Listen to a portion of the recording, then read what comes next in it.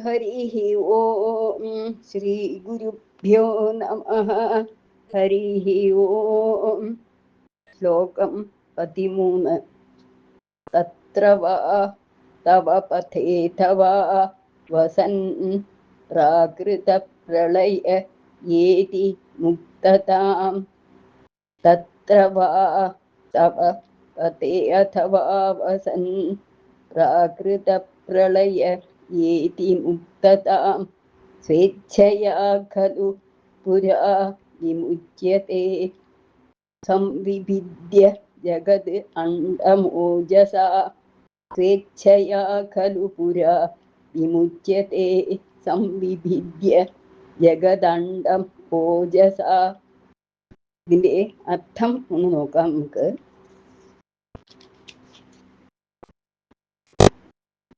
ബ്രഹ്മലോകത്തിലോ അല്ലെങ്കിൽ അവിടുത്തെ പദത്തിലോ വസിക്കുന്നവനായിട്ട് യോഗി പ്രാകൃത പ്രളയത്തിൽ ബ്രഹ്മപ്രളയത്തിൽ മോക്ഷം പ്രാപിക്കുന്നു.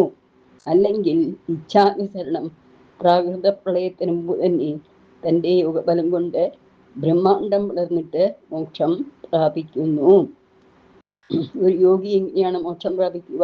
രണ്ടു വിധത്തിൽ പറഞ്ഞു. അത് പറയാണ്, ഭഗവാനെ, ആ യോഗി ഉണ്ടല്ലോ ബ്രഹ്മലോകത്തിലിരിക്കും, അല്ലെങ്കിൽ അവിടുത്തെ പാദങ്ങളിൽ വസിച്ചുകൊണ്ടിരിക്കും. അവസാനത്തെ ബ്രഹ്മപ്രളയത്തിൽ മോക്ഷം പ്രാപിക്കുകയും ചെയ്യും. അല്ല, അതിനു മുമ്പ് തന്നെ മോക്ഷം പ്രാപിക്കണമെങ്കിൽ അപ്രകാരം മോക്ഷം പ്രാപിക്കുകയും ചെയ്യും. പിന്നെ തൻ്റെ യോഗബലം കൊണ്ട് ബ്രഹ്മാണ്ടം വളർന്നിട്ടും മോക്ഷത്തെ പ്രാപിക്കുന്നു. ഇതിൽ വാക്കുകൾ ഇങ്ങനെയാ മുറിക്കുക. ഈ ശ്ലോകത്തിൽ നോക്കാം.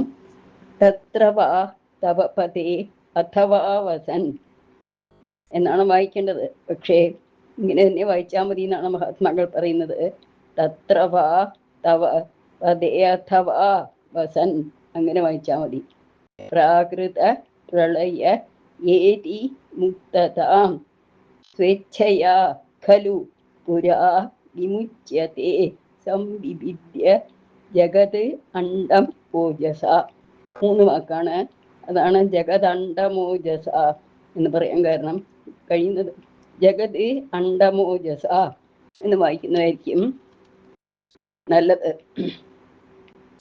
തത്ര വാ തവ പഥേഥ വാ വസന് പ്രാകൃത പ്രളയ ഏതി മുക്തതാം സ്വേച്ഛയാ ഖലു പുരാ വിമുച്യത്തെ സംവിഭിദ്യ ജഗത് അണ്ഡമോജസ. 14-ാമത്തെ ശ്ലോകം. തസ്യ ച ക്ഷിതിപയോ മഹോ അനില വ്യോമഹത് പ്രകൃതി സപ്തകാവൃതിഃ. തസ്യ ച ക്ഷിതിപയോ മഹോ അനില വ്യോമഹത് പ്രകൃതി സപ്തകാവൃതിഃ. തത്തദാത്മകതയാ വിശൻ സുഖി യാതിദേ പദം അനാവൃതം വിഭോ. തത്തദാത്മകതയാ വിശൻ സുഖി യാതിദേ പദം അനാവൃതം വിഭോ. ഇതിന്റെ അർത്ഥം നോക്കാം. ഭഗവാനെ, പരിപൂർണ സ്വരൂപനായിട്ടുള്ള ഭഗവാനെ, യോഗി ബ്രഹ്മാണ്ടത്തിന്റെ പൃഥ്വി, ഭൂമി, ജലം, തേജസ്, വായു, ആകാശം, മഹത്തത്വമായ ഇന്ന് 7 ആവരണങ്ങളെ അതതിൻ്റെ സ്വരൂപത്തിൽ സൂക്ഷ്മ ശരീരത്തോടുകൂടി പ്രവേശിച്ചിട്ട് പരമാനന്ദം അനുഭവിച്ച് അവിടുത്തെ ആവരണരഹിതമായ ബ്രഹ്മസ്വരൂപത്തെ പ്രാപിക്കുന്നു. ഇനി ചില യോഗികള് ഈ 7 ആവരണങ്ങളിൽ കൂടിയിട്ടാണത്രേ അവരുടെ സൂക്ഷ്മ ശരീരത്തെ ഉപേക്ഷിക്കുക. പരിപൂർണ സ്വരൂപ ഭഗവാനെ, അവിടുന്ന് വിഭോ എന്ന് വിളിച്ചത് എല്ലാത്തിനും സമർത്ഥനായവൻ, പരിപൂർണ സ്വരൂപൻ, എപ്പോഴും ഉള്ളവൻ, എവിടെയും ഉള്ളവൻ, ഏത് കാലത്തുമുള്ളവൻ എന്നുള്ള അർത്ഥമൊക്കെ വരും ഈ വിഭോ എന്നുള്ള ഒരു നാമത്തിൽ തന്നെ. അങ്ങനെ ഭഗവാനെ, ഇവിടെ നമുക്ക് ഭൂമിയുണ്ട്, ജലമുണ്ട്, അഗ്നിയുണ്ട്, വായുവുണ്ട്, ആകാശമുണ്ട്, മഹത്തത്വം, മായ, ഈ 7 ആവരണങ്ങളെ കൊണ്ടാണ് ഈ ഭൂലോകം അല്ല ബ്രഹ്മാണ്ടം നിർമ്മിച്ചിട്ടുള്ളത്. അപ്പോ ആ യോഗി ഭൂമിയുടെ ഗുണങ്ങളെയും ഒക്കെ അനുഭവിക്കും. ജലത്തിന്റെ ഗുണങ്ങള്, അഗ്നിയുടെ ഗുണങ്ങള്, വായുവിന്റെ ഗുണങ്ങള്, ആകാശം, മഹത്തത്വമായ ഈ 7 ആവരണങ്ങളുടെ ഗുണങ്ങളെയും അനുഭവിച്ച പരമാനന്ദം അനുഭവിച്ചിട്ടാണത്രേ പിന്നെ ഈ ആവരണമൊന്നുമില്ലാത്ത തടസ്സങ്ങളൊന്നുമില്ലാത്ത ഇവിടുത്തെ പദത്തെ പ്രാപിക്കുന്നു എന്ന് പറയുന്നു. ഇനി ഇതില് എന്താ വാക്ക് മുറിക്കേണ്ടത് നോക്കാം. തസ്യ ച ക്ഷിതി വയോ മഹോ അനില. അപ്പോ തസ്യ ച ക്ഷിതി പയോ മഹോ അനില ദ്യോ മഹത് സപ്രകൃതി സപ്തകാവൃതീഹി തത്തദാത്മകയാ വിശൻ സുഖി യാതിദേ പദം അനാവൃതം വിഭോ. അധികം മുറിക്കാനൊന്നുമില്ല, വളരെ എളുപ്പത്തിൽ വായിച്ചു പോവാം. തസ്യ ച ക്ഷിതി പയോ മഹോ നില ദ്യോ മഹത് പ്രകൃതി സപ്തകാവൃതീഹി തത്തദാത്മകതയാ വിശൻ സുഖീ യാതിദേ പദം അനാവൃതം വിഭോ. ക്ഷിതി എന്ന് പറഞ്ഞ ഭൂമി, വയസ്സ് എന്ന് പറഞ്ഞാല് വെള്ളം, അഹം എന്ന് പറഞ്ഞാല് അഗ്നി, അനിലൻ എന്ന് പറഞ്ഞ കാറ്റ്, വായു, യോ എന്ന് പറഞ്ഞ ആകാശം, പഞ്ചഭൂതങ്ങള്, പിന്നെ മഹത് പറഞ്ഞ മഹത്തത്വം, പ്രകൃതി എന്ന് പറഞ്ഞ മായ. ഇതിനെയാണ് 7 ആവരണങ്ങൾ എന്ന് പറയുന്നത്. അപ്പോൾ ഈ ശ്ലോകവും എളുപ്പത്തിൽ തന്നെ വായിച്ചു പോകാനെ കൊണ്ട് സാധിക്കും. ഇനി 15ാമത്തെ ശ്ലോകം. അർച്ചിരാദിഗതിം ഈദൃശീം വ്രജൻ വിച്യുതിം ന ഭജത്തെ ജഗത്പദേ. അർച്ചിരാദിഗതിം ഈദൃശീം വ്രജൻ വിച്യുതിം ന ഭജത്തെ ജഗത്പദേ. സച്ചിദാത്മക ഭവത് ഗുണോദയാൻ ഉച്ചരന്തം അനിലേശ പാഹി മാം. സച്ചിദാത്മക ഭവത് ഗുണോദയാൻ ഉച്ചരന്തം അനിലേശ പാഹി മാം. ഇതിന്റെ അർത്ഥം നോക്കാം. അല്ലയോ ജഗദീശ്വര, ഇപ്രമാരമുള്ള തേജോലോകാധിപതിയെ പ്രാപിക്കുന്നവനായ യോഗി പുനരാവൃത്തിയെ പ്രാപിക്കുന്നില്ല, വീണ്ടും ജനന മരണ പ്രവാഹത്തിൽ പെടുകയില്ല എന്നാണ് പറയുന്നത്. സച്ചിദാനന്ദ സ്വരൂപനായ ശ്രീ ഗുരുവായൂരപ്പ, അവിടുത്തെ ഗുണോത്കർഷങ്ങളെ കീർത്തനം ചെയ്യുന്ന അടിയനെ രക്ഷിക്കണമേ എന്നാണ് ഇവിടെ പ്രാർത്ഥിക്കുന്നത്. ഭഗവാനോട് പ്രാർത്ഥിക്കുകയാണ്. ജഗദീശ്വര, ജഗത്തിന്റെ ഈശ്വരനായിട്ടുള്ള ഭഗവാനെ, ഈ തേജോലോകം ലോകാധിപതിയെ പ്രാപിക്കുന്നവനായ യോഗിക്ക്, അതായത് ഭഗവാനെ പ്രാപിക്കുന്ന യോഗിക്ക് പിന്നെ അമ്മയുടെ വയറ്റിൽ പറന്ന് ജനിച്ച് മരിക്കേണ്ട ആവശ്യം വരില്ല. ആ യോഗി അങ്ങനെ മോക്ഷ പ്രാപ്തിയിലേക്ക് എത്തിയിരിക്കുന്നു എന്നാണ് പറഞ്ഞു തരുന്നത്. സച്ചിദാനന്ദ സ്വരൂപനായ ഗുരുവായൂരപ്പ, അങ്ങാണെങ്കിലോ സത്ത ചിത്ത ആനന്ദ സ്വരൂപനാണ്. ശ്രീ ഗുരുവായൂരപ്പ, എൻ്റെ രോഗങ്ങളെ മാറ്റിത്തരണേ. കാരണം അവിടുത്തെ ഗുണഗണങ്ങളെയാണല്ലോ അടിയൻ കീർത്തിക്കുന്നത്. അപ്പൊ കീർത്തിക്കാൻ അടിയൻ ആരോഗ്യം വേണമല്ലോ എന്നാണ് ഭട്ടതിരിപ്പാട് പറയുന്നത്. ഇതുപോലെ നമുക്കും ഭഗവാനോട് പറയാമല്ലോ. കൃഷ്ണ, ഗുരുവായൂരപ്പ, അവിടുത്തെ സേവിക്കാൻ, അവിടുത്തെ നാമം ചെല്ലാൻ, അവിടുത്തെ കീർത്തനാദികൾ ചെല്ലാൻ, അവിടുത്തെ ക്ഷേത്രങ്ങളിലെത്തി അവിടുത്തെ ആ ക്ഷേത്രത്തിൽ പ്രദക്ഷിണം വയ്ക്കാൻ, ആരാധിക്കാൻ, കൈകൊണ്ട് പൂക്കുവാൻ, ഇതിനുള്ള ആരോഗ്യം അനുഗ്രഹിക്കണേയും നമുക്കും പ്രാർത്ഥിക്കാം. സർവം ശ്രീകൃഷ്ണാർപ്പണമസ്തു. ഇനി ഈ ശ്ലോകം എവിടെയാ ഇങ്ങനെയാ മുറിക്കുക? പദം മുറിക്കുന്ന ഇങ്ങനെ നോക്കാം. അസ്ഥിരാദിഗതിയും ഈദൃശീം, ഗതിമീദൃശീം എന്നാ വെച്ചിട്ടുള്ളത്. അപ്പോ അർച്ചിരാദിഗതിം ഈദൃശീം പ്രജൻ വിച്യുതിം ന ഭജതേ ജഗത്പദേ. സച്ചിദാത്മക ഭവത് ഗുണോദയാൻ. ഗുണോദയ ഒരു ഡാഷുണ്ട് അടുത്ത വരിയില്. ഉച്ചരന്ത അനിലേശ എഴുതിയിരിക്കുന്നത്. ഇപ്പൊ ഗുണോദയാൻ ഉച്ചരന്തം അനിലേശ. അനിലേശൻ പറഞ്ഞാൽ ഗുരുവായൂരപ്പൻ, അനിലൻ പറഞ്ഞാൽ കാറ്റ്, കാറ്റാകുന്ന പുറത്തിൽ വസിക്കുന്ന ഭഗവാനെ ഗുരുവായൂരപ്പ. അനിലേശ പാഹി മാം.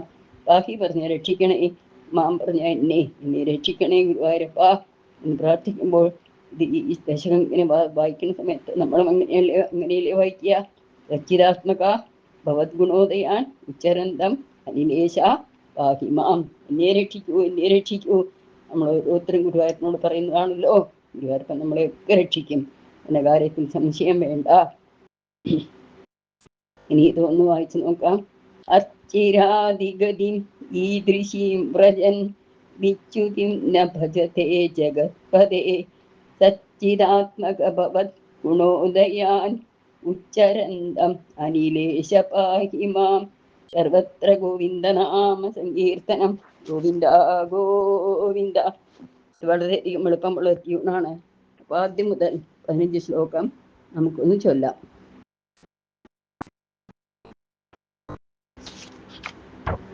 ഓം നമോ നാരായണായ. ദശകം 4. കല്യതാം മമ കുരുഷ്വതാവതീം കല്യത്തെ ഭവതുപാധനം യയാ ഷഷ്ടം അഷ്ടവിധയോഗചര്യയാ പുഷ്ടയാശു തവ തുഷ്ടിമാപ്നുയാം. ബ്രഹ്മചര്യദൃഢതാദിപിർയമൈഃ ആപ്ലവാദിനിയമൈശ്ച പാവിതാഃ കുർമഹേ ദൃഢമമീ സുഖാസനം പങ്കജാദ്യം അപി വാ ഭവത്പരാഃ. താരമന്തരനുചിന്യ സന്തതം പ്രാണവായുമഭിയമ്യ നിർമ്മലാഃ ഇന്ദ്രിയാണി വിഷയാദതാപഹൃതി ആസ്മഹേ ഭവതുപാസനോന്മുഖാഃ. അസ്ഫുടേ വപുഷിതേ പ്രയത്നതോ ധാരയേമ ധിഷണാം മുഹുർമുഹുഃ. തേന ഭക്തിരസം അന്തരാർദ്രതാം ഉദ്വഹേമ ഭവദംഘ്രിചിന്തകാഃ. വിസ്ഫുടാവയവഭേദസുന്ദരം ത്വദ്വപുഃ സുചിരശീലനാവശാത്. അശ്രമം മനസി ചിന്തയാമഹേ ധ്യാനയോഗനിരതഃ ത്വദാശ്രയാഃ. ധ്യായതാം സകലമൂർത്തിമീദൃശീം ഉന്മിഷൻ മധുരതാ ഹൃദാത്മനാം. സാന്ദ്രമോദരസരൂപമാന്തരം ബ്രഹ്മരൂപമയി തേ അവഭാസത്തെ. തത്സമാസ്വതനരൂപിണീ സ്ഥിതിം ത്വത്സമാധിമയി വിശ്വനായക.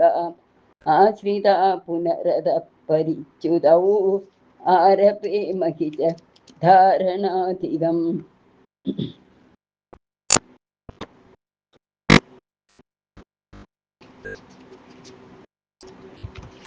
ഇത്തം അഭ്യസന നിർഭരോല്ലസത്തെ ത്വത്പരാത്മസുഖകൽപിതോത്സവാഃ.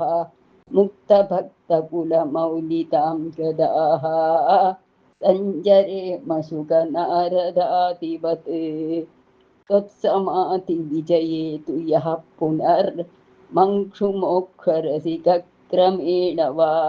യോഗവശ്യം അനിലം ഷടാശ്രയൈഃ പുണ്യയത്യജ സുഷുമ്നയാ ശനൈഃ. ലിംഗദേഹമപി സംത്യജന്നഥോ ലീയതേ ത്വയി പരേ നിരാഗ്രഹഃ. ഊർധ്വലോകകുതുകീതുമൂർധ്വദഃ സാദ്ധമേവ കരണൈർനിരീയതേ. അഗ്നിവാസരവളക്ഷപക്ഷകൈഃ ഉത്തരായണജുഷാ ച ദൈവതൈഃ. പ്രാപിതോ രവിപദം ഭവത്പരോ മോദവാൻ ധ്രുവപദാന്തമീയതേ. അർച്ചിരാദിഗതിം ആസ്തിതോഥമഹരാലയേ യഥാ ശേഷവക്ത്രദഹനോഷ്മണാർദ്യതേ. ഈയതേ ഭവതുപാശ്രയസ്തഥാ മേധസഃ പദമധഃ പുരൈവ വാ. തത്ര വാ തവ പഥേഥ വാ വസन् പ്രാകൃതപ്രളയേതി മുക്തതാം. സ്വേച്ഛയാ ഖലു പുരാ വിമുച്യതേ സംവിവിദ്യ ജഗദണ്ഡമോജസാ. തസ്യ ച ക്ഷിതിപയോ മഹോനില വ്യോമഹദ്പ്രകൃതി സപ്തകാവൃതിഃ. തത്തദാത്മകതയാ വിശൻ സുഖീ യാതിദേ പദം അനാവൃതം വിഭോ. അർച്ചിരാദിഗതിം ഈദൃശീം വ്രജൻ വിച്യുതിം ന ഭജത്തെ ജഗത്പദേ. സച്ചിദാത്മക ഭവത് ഗുണോദയാൻ ഉച്ചരന്തം അനിലേശ പാഹി മാം.